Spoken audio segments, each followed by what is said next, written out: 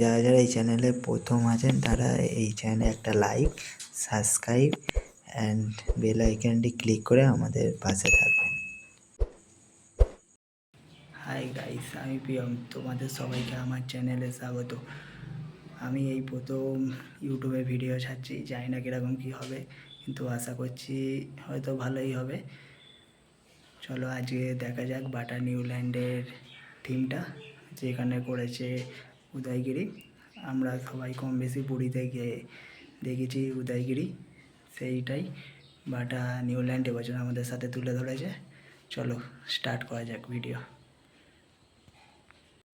আমরা পৌঁছে গেছি বাটার গেট, অর্থাৎ ক্যালকাটা রিভার সাইডের গেটের সামনে যে সাদা রঙের মন্দিরটা দেখতে পাচ্ছেন, ওটাই হচ্ছে বাটার এবছরের থিম, উদয়গিরির মন্দির, যেটা আপনাদের দেখাবো বলে নিয়ে এসেছিলাম। চলুন আরও ভালো করে সামনে থেকে গিয়ে দেখা যাক। এই সেই জায়গা যেখানে বাটার প্রত্যেক বছরের মেলা বসে, এবছরও ঠিক তেমনই এইখানে মেলা বসেছে। আমরা একদম আছি বাটার নিউল্যান্ডের প্যান্ডেলের সামনে, উদয়গিরি যে প্যান্ডেলটা করেছে সেই প্যান্ডেলের সামনে। দেখতেই পাচ্ছেন কি বিশাল প্যান্ডেল করেছে।